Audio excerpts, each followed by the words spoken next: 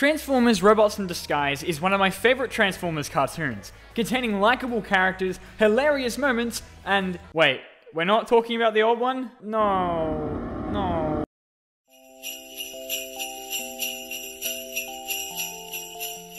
Transformers Robots in Disguise sucks. I really wanted to like it. I really tried to like it. And initially, I didn't hate it. But as time went on and the show revealed itself to be nothing but a one-trick pony with the same Power Rangers-esque formula every single episode, I realized how bland it actually was. Now, if you like this show, more power to you. A majority of this video is from my perspective, and, as should be evident by the title, I'm not exactly going to be positive about it.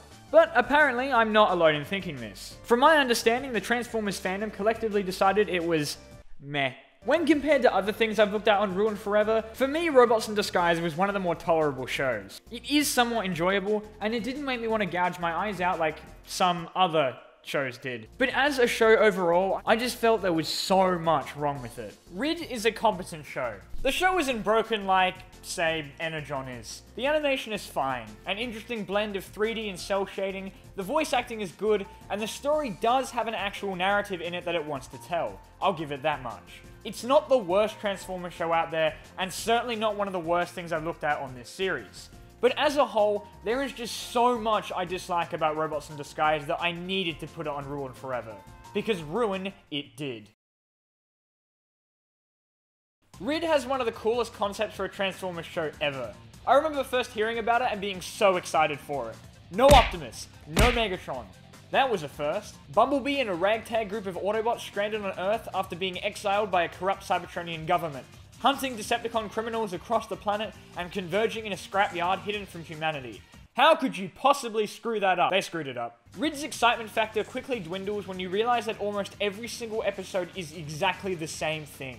Random Decepticon appears, B-Team struggles to catch him, B-Team learns some sort of stupid life lesson, and then B-Team catches them. Rinse and repeat for like 26 episodes per season. The Con of the Week formula could have been fantastic had it been done right, but the Decepticons' incredibly bland personalities and designs, and the constant reusage of plot formula, made Rid feel like the same thing every single episode. It ignored the potentially interesting idea of a corrupt Cybertronian government until the very end, and even then they rushed it. The earlier seasons of the show were fairly decent, but after a while the formula the show constantly reused caused a significant downgrade in quality as time went on. The season finales were great, however, because they felt like a proper return to form, both for a sequel to Prime and for Transformers. The Megatronus plot was fun while it lasted, and Steeljaw made for a pretty competent villain. It felt like he had decent motives, and he was both a threatening and sinister villain at times, as was Megatronus. The fight with Optimus and B against Steeljaw during the Decepticon Island storyline was pretty cool, and following on from that was the 6-episode Starscream arc, which showed a dramatic increase in quality. The Starscream arc were my favorite episodes in the entire show, because for those glorious 6 episodes, the show was actually good.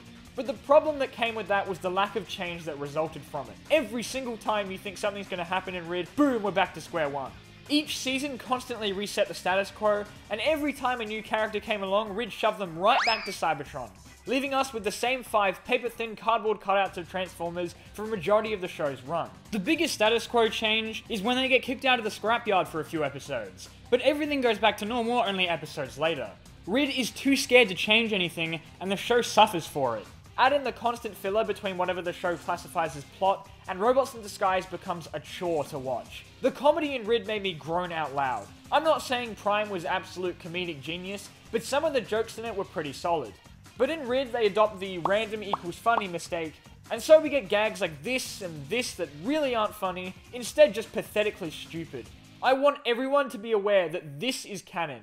This character, the one who killed Megatron, did this. It is canon. Happy nightmare. The B-plots and episodes are always some forced attempt at a humorous story between Fix-It and the humans to transition away from the main plot, to pad out the painfully long episodes. Like Fix-It playing a video game.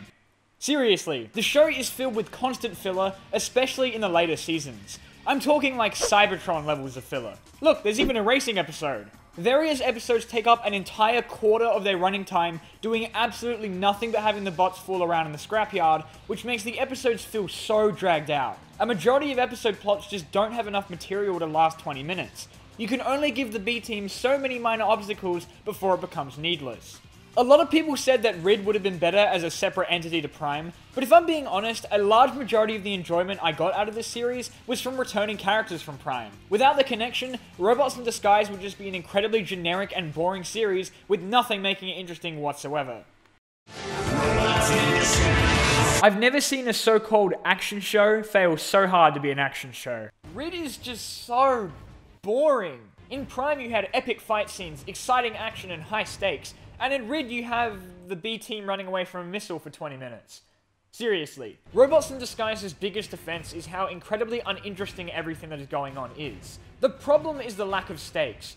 Due to the show adopting a child-friendly rating after Prime's risks, no character in the entire show can die, or even get hurt. Robots in Disguise has no threat ever. There was no risk of anything bad happening to any of the characters, so the stakes of the show were ridiculously low. Even freaking Energon had more stakes than Robots in Disguise. The most death we get in the show is Russell's TV.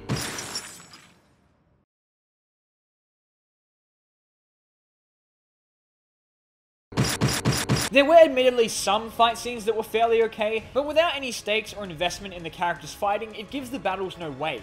The blasters that once dealt actual damage in Prime were replaced with tiny little pea shooters that not once in the show do anything useful, which begs the question of why they keep using them in the first place. Robots in Disguise introduces the awesome concept of Decepticon hunters, devices that can apparently become any weapon that the user can think of. But, for some reason, all of the bots resort to nothing but sticks.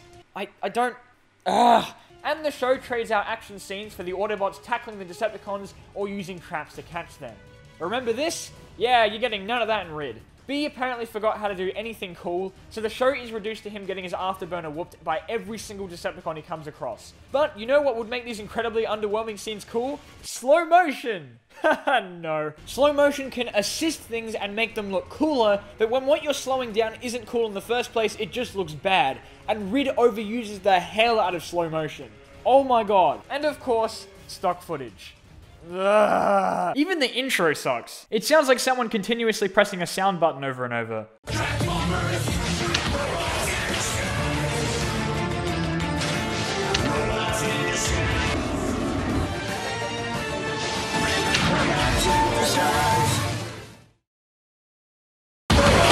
I figured the intro would have done an Avengers Earth's Mightiest Heroes on us, where it changes to suit the characters appearing on the team at the time, but no, it just randomly shows Optimus.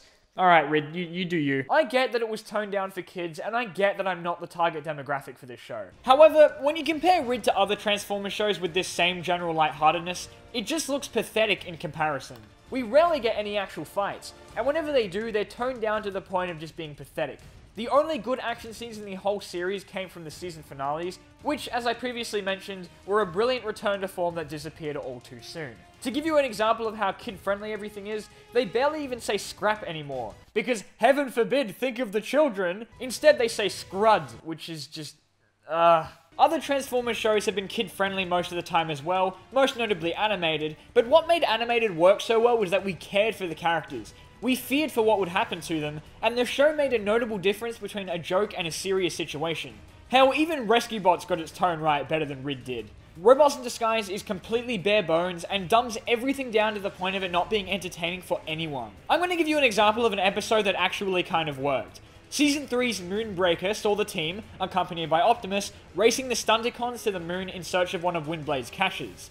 This episode entirely scrapped the usual useless B-plot, and instead focused on the action and conflict. Though there was still some pointless bickering between the never-developing Sideswipe and Strongarm, I genuinely enjoyed this one, aside from the incredibly rushed and anticlimactic ending.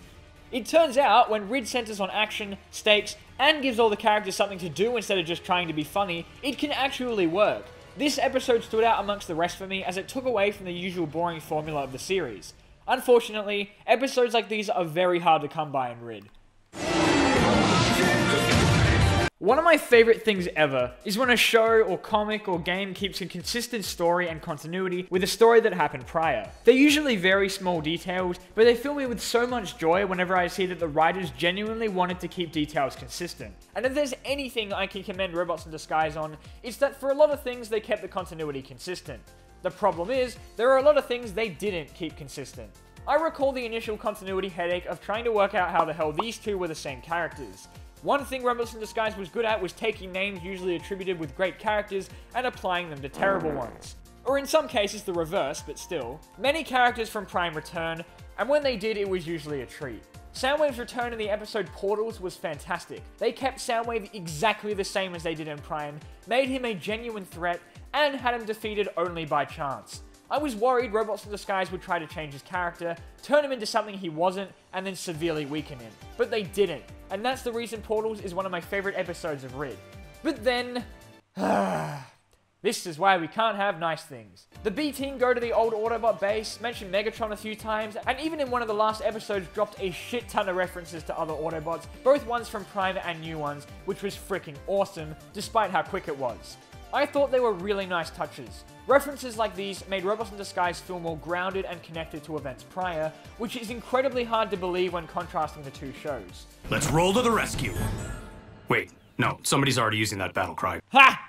He said a funny. But if they were gonna go and mention all that stuff, why did they leave so much out? I mean, B not once mentions any of the humans from Prime. Not once, despite his so-called bond with Wrath in Prime.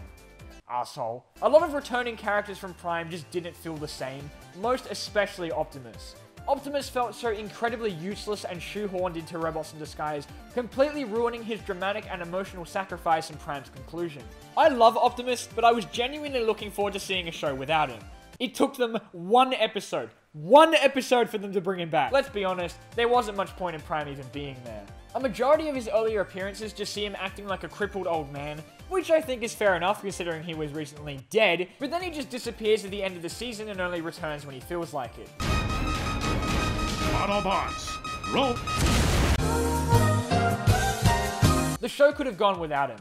But clearly it was too hard for Hasbro to off both Megatron and Prime in this show. Though honestly, I would have much rather have Megatron come back at the very end to have a rematch with the bot that had slain him, instead of Optimus doing nothing but serving as motivation for Bumblebee. On that note, RID constantly teases Megatron's name, often making mentions and references to him, and then never delivers. It was so cool to see the Decepticons still wanting their leader back, but to have it amount to nothing was just incredibly disappointing. Even just to have Megatron show up once would have been nice, but no, we get nothing. Starscream was the character I felt was portrayed most faithfully from his Prime appearance, and his entire arc I thought was great. Also, having him grab the Dark Starsaber from its resting place in Prime was just... I love it so much. It seemed like such a Starscream thing to do. Though I am certainly with the people pissed about how they killed off Skylynx and Darksteel off screen, I appreciate at least that they bothered to explain it, instead of going with the, oh hey guys, Starscream's back. Still on that note, Robots in Disguise had a plethora of loose ends left over from Prime that so many wanted answers to. Shockwave, Predaking, Knockout, Arachnid, none of them appear in Robots in Disguise. Even though they clearly had the model for Arachnid, they did nothing with her, which was a damn shame. And as it turns out, I'm not the only one that wanted RID to continue on with these plot threads, as evident by the Q&A on Adam BEECHEN's website. What happened to Breakdown, Silas, and the Nemesis? Were they thrown out? I don't know what happened to any of the characters from Prime that didn't appear in our series. What happened to Smokescreen and Wheeljack and Robots in Disguise 2015 after they protested? I don't know what happened to any of the characters from Prime. What happened to RC and Transformers Robots in Disguise? I don't know what happened to any of the characters! Oh, and don't give me that, oh, Predaking was in the comic, because no one read the comic. He would have fit perfectly into the Beast theme, but no, of course not. The comic was actually really good. Aside from Windblade, I don't know what was going on with her. I enjoyed it a lot more than the show, simply because the art style allowed for more expressive and comedic moments, and seeing Team Prime show up was awesome, as was, of course, Predaking. However, this comic is no longer part of the same continuity as the show as was initially intended, as Bulkhead's appearance later in the show retcons it. God damn it, RID can't do anything right. RID was just the worst possible sequel to Prime. It was a significant downgrade in every single aspect. The characters in Robots in Disguise are incredibly bland and paper-thin. As I previously mentioned, none of the returning characters from Prime felt the same. Bumblebee went from a tolerable kid appeal character to an incredibly confused, corny, and incessantly annoying leader of the group. He underwent the hotshot treatment, initially starting out as an immature and irresponsible character, eventually maturing to become the successor of Optimus, and then in the sequel show reverting right back to his childlike and mindless state. The show clearly tried to convey Bumblebee's struggle with leadership, and is supposed to show improvement, but let's be honest, he's not very good at it. And when Optimus returns, to have Bumblebee be jealous of Prime was such an inappropriate treatment of the two characters. Their bickering in subsequent episodes crapped all over the relationship the two had in the past. Bumblebee wouldn't be jealous of Prime, he'd have wanted Prime to be proud of him. Instead, the show makes the two look like an old married couple, and it's just ridiculous. Bumblebee in this show is one of the most boring and bland characters I have ever seen. The whole show attempts to convey his development as a leader, but he barely improves. But that's not honestly his fault, his team just sucks. But his voice acting is so boring, as is his character. And, well, this Bumblebee makes me miss the mute one. Yeah, I said it. And Optimus is even worse than Bumblebee. If you thought Optimus from Prime was boring, you are not gonna like him in this show. In Rid, Optimus is the most bland, boring, useless, needless, unoriginal, did I say boring yet? Character I've ever seen. He's the most bare-boned incarnation of Prime yet, and all of his lines and dialogue are awful. And on top of that, the show weakens him ridiculously. Have you ever wanted to see Optimus Prime get beaten up by Laserbeak? Then Rid is the show for you. B's right-hand bot Strongarm, apparently a fan favorite, to me was just the same joke repeated every single episode. Sir, that's not according to the rules. Screw the rules. Sir, no. Fix-It does nothing aside from serve as a bridge between the human subplot and the actual plot of the episode, and his vocal glitch becomes ridiculously irritating when they decide to make it the comedy moment of every single episode. It just doesn't have the same lasting impact as Bulkhead, I needed that, which was only funny because they didn't repeat it every single episode. Sideswipe is potentially one of the worst Kid Appeal characters in existence, taking everything I didn't like about Smokescreen and Prime and amplifying it by a million, and Drift is a cardboard cutout excuse of a character with no personality whatsoever. Students, you cannot be trusted and must follow my teachings. Okay, Drift, we're gonna defy you anyway. Well done, students, you acted bravely. And then the next episode, students, you cannot be trusted. Grimlock was, well, Grimlock was okay. Initially, I looked at him and I was like, oh my god, what have they done to Grimlock? But after a while, he becomes one of the better parts of the show. They took a risk with him, and personally, I felt it paid off. He was definitely annoying at times, but when compared to Sideswipe and Strongarm, he's probably one of the most tolerable characters in the whole thing. Grimlock made the show a little more bearable, and initially his character was actually pretty hilarious. But after a while, Robots in Disguise continued to reuse the same jokes over and over until he became just as annoying as everyone else. The episodes where Blur showed up was actually pretty cool, as was the consistent continuity and references to the episode of Rescue Bots where Sideswipe showed up. And I have to admit, I didn't hate Blur as much as I thought I would. It just made me realize how annoying Sideswipe is when there are two Sideswipe characters. And everyone else was, nah. Robots in Disguise never introduces returning characters from Prime to new viewers, making me feel as if their intended audience are people coming from Prime. Rid expects you to know who Ratchet, Bulkhead, and Soundwave are without explanation, which is peculiar considering that this show caters to the younger fans of the series. It makes me think that the writers thought those watching Rid are all Prime fans, which confuses me beyond belief, all things considered.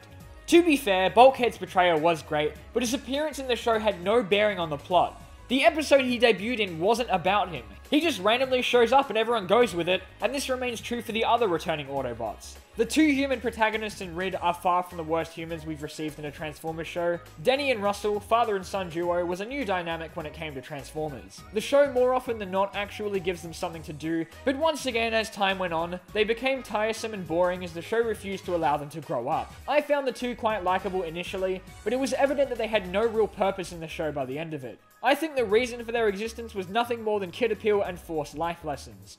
The other human characters in the show are portrayed as incredibly stupid and absolutely useless. Despite the numerous times the bots reveal themselves to humans, they always seem to buy the exosuit or AI excuse. While it was initially amusing seeing Denny and Russell trying to distract them, it just made me realize how ridiculously stupid the humans in the show are. Don't even get me started on the Caspigo episode. I never thought birdwatching could be this exciting!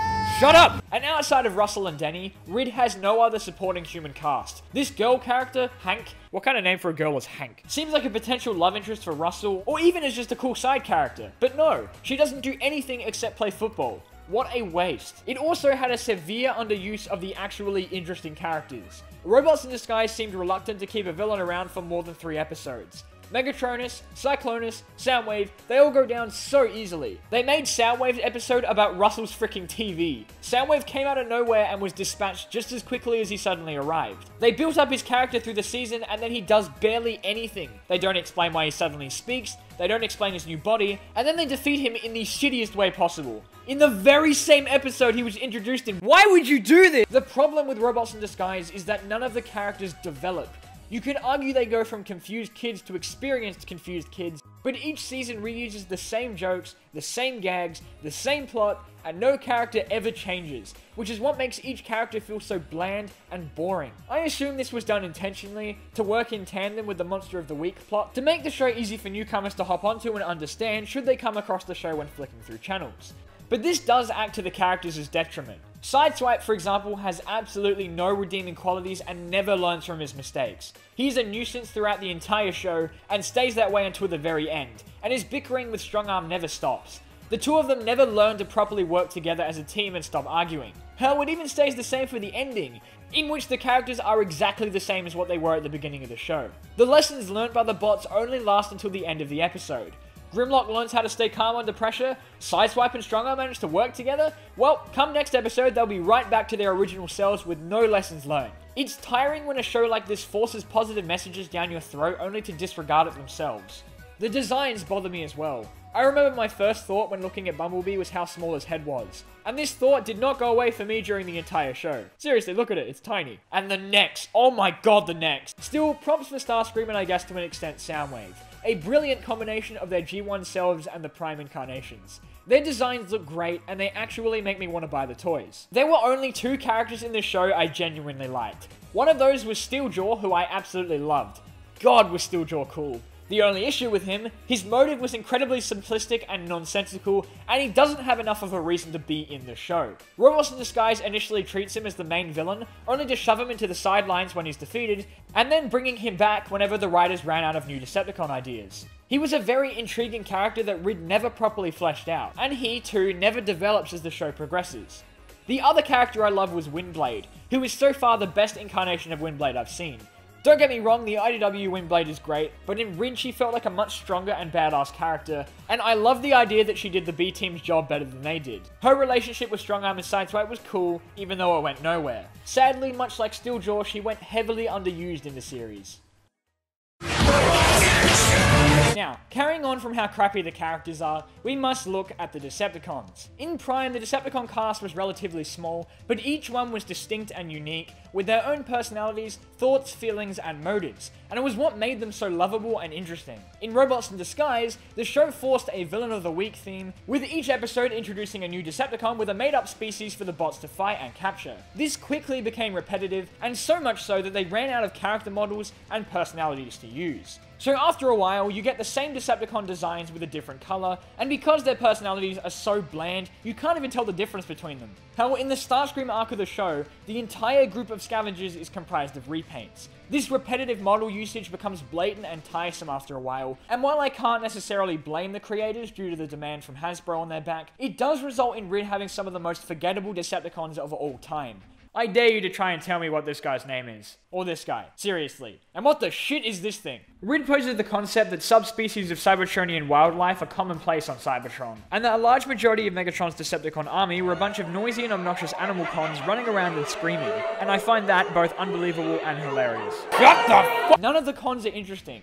Their half-assed animal designs and incredibly lackluster personality makes for some of the most generic Transformers in existence. It genuinely pisses me off that every single Decepticon in the show is almost exactly the same character. Super dumb, super cocky, and containing a single gimmick that troubles the Autobots for the entire episode. It's so repetitive and boring, and it's what really ruins the show for me. The closest we got to individual personalities was the Stunticons, but they were all, well, they were pretty okay. Except Monomaster. Look at his design. You know how Animated had massive chins? Well, Robots in Disguise's weird proportion flaw is the shoulders. Like, jeez. Robots in Disguise feels even more like an advertisement than Armada. Random characters come out of nowhere because I assume Hasbro demanded them to sell the toys. Rid uses the character stands menacingly in the background trope about 3 separate times. Villains come out of nowhere. Allies come out of nowhere. Toy gimmicks are shoved in your face so often that it's not even subtle. What brings Robots in Disguise down the most is its lack of subtlety when it came to advertising these things. In Prime, the creators were so resourceful with the expense and models they had to work with, but in Rid they clearly weren't trying that hard. It felt like Hasbro was constantly holding a gun to the writers' heads. Rid had ideas that could have worked, but they were clearly under too much pressure by Hasbro to include suitable advertising for the toys that it turned Rid from an enjoyable cartoon into a subliminal advertisement for absolutely pathetic toys. This is why the mini-cons and activators and combiners feel so incredibly shoehorned into the show. Ultra B literally just happens without any real proper explanation. How can we show off this new activator combiner? How about we have Bumblebee fly around in car mode for about 3 minutes of the episode's running time, in the middle of a heated battle while all his allies are being pummeled to death. Finally, we get to talk about the show's ending. It was alright. All in all, I felt it was pretty decent. I enjoyed it more than most of the episodes in the series, that's for sure. Thing is, it kinda came out of nowhere and was absolutely rushed. Optimus and his team of All-Stars just suddenly appeared, as if the writers were abruptly told the show was coming to an end. I admire Steeljaw attempting to team up with the bots, even though his involvement amounted to essentially nothing, and I absolutely loved the idea of the High Council manipulating Cybertron into blacklisting any followers of Prime. And yes, it was pretty cool seeing the B-Team finally taking down the overall threat of the show, but the issue with it is that we only just met the perpetrators of it all. In Prime, the reason the ending was so satisfying was because we'd spent the whole show with Megatron, and we got to see him meet his end after all the atrocities he had committed. We knew his character, we knew what he had done, and so it was pretty shocking and meaningful. In Robots in Disguise, we meet the High Council in the same episode they engage the B-Team. We don't know who they are, and so seeing the Autobots overcome them was just weak. There was nothing really triumphant about it, and though it did wrap up the series reasonably decently, there just wasn't any excitement in it, especially considering how anticlimactic it all was, what with Optimus and his team of actually good characters being occupied by 4 single Autobots on Earth, and the High Council not really putting up that much of a fight, before conveniently shouting their plans at the viewer. It felt forced, rushed, and overall was just weak. It was a decent ending, but the execution was just hollow, because there was nothing satisfying about it. Still, I don't know what I expected from it, but... Optimus, I needed that! At least we all got to hear Ratchet say I needed that again. Hey! I needed that! Okay, now you're just pushing it.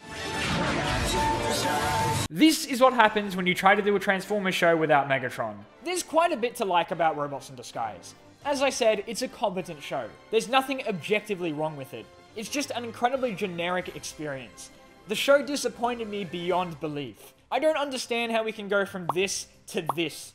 I didn't expect it to be Prime levels of good, and while it's certainly not another Energon, Robots in Disguise overall is such a forgettable and bland show.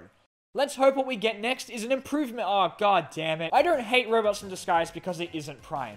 I feel like that's a very dismissive argument, similar to those who hated Hero Factory simply because it wasn't Bionicle. But Hero Factory wasn't a direct sequel, and didn't constantly remind the audience that it was such. Robots in Disguise feels more disjointed following on from Prime than Prime does with the Cybertron games. I just can't get around the fact that this character is the same as this character. It fails as a sequel, and it barely satisfies as a show. I'm not trying to discourage anyone from checking Robots in Disguise out if you haven't already. In fact, I urge you to give it a go. Just don't go into it expecting it to be like Prime. It's an inevitably flawed experience, but if you lower your expectations down to Energon levels, it can be an enjoyable one. What the fuck? Never mind, I take it back, the show's amazing.